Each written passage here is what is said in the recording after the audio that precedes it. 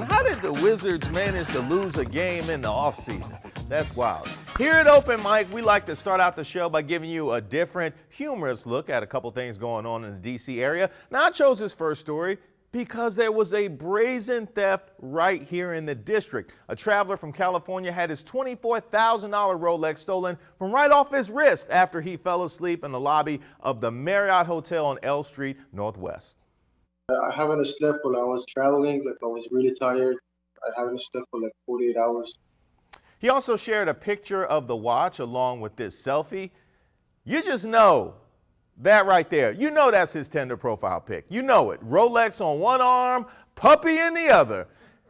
And look at that dog. That dog knows it and he is not happy about it. It's like, you just bought me to meet women, huh? How about we take this act to the dog park and you be my wingman? Two things. This is wrong and the thief needs to be caught. Secondly, probably hide or cover up a watch that costs more than some people's cars before getting comfortable. I mean, the Courtyard Marriott is not a Rolex hotel. If he fell asleep, I don't know, at the Four Seasons lobby with that watch on, guests would look at that like, hey, I bought that for my son for his report card. He would have woke up to a bucket full of $1 donations. Now, I do hope he gets that watch back. His dating apps depend on it. That puppy might not be enough on its own. Now, I chose this next story because what should have been a fun night turned into a nightmare in Bowie, Maryland. Six Flags America shut down an hour early on Saturday night after a series of fights broke out at the park. Now, in a statement, a spokesperson for Six Flags said the safety of our guests and team members is always our top priority. After observing the improper behavior of some guests, the park was closed approximately an hour earlier out of an abundance of caution. Improper behavior, that is one way to describe the chaos. Six Flags is fun by design. Who fights somewhere happy? Did they run out of funnel cake? Somebody accidentally called it Wild World? That would have been me. What happened? Make it make sense. Those people spent money to get into fights. They paid a cover charge to commit assault. Now, these fights broke out on the first night of Fright Fest.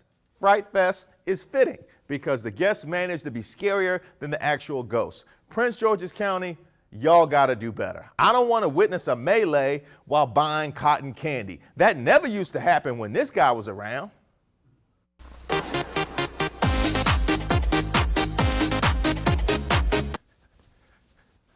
Oh, that just gets you going. By the way, did you know the guy from the Six Flags commercial 20 years ago has a name? His name is Mr. Six, by the way, and me learning that this late is probably why he went away in the meantime. Now, I'm wrapping things up by calling out a Florida politician who came for D.C. cuisine. Omari Hardy, a member of the Florida House of Representatives, tweeted, "Can we talk about D.C. food being terrible? Because it's not great, y'all." Hardy was dragged immediately for his bald-headed treachery. Someone found a tweet where he sang the praises of a very basic-looking burger and tots and asked, "This you?" For this matter, he's not even in real Congress. He's a state representative from Florida. His tourist opinion shouldn't count. See what happens when Florida man leaves the state. If he can't find good food in D.C., he needs some new friends or learn how to use Google. Now, acclaimed chef Jose Andres responded to Hardy's D.C. restaurant industry slander maturely and called him out for trashing the thousands of D.C. cooks, restaurant owners, and food trucks who are fighting to survive.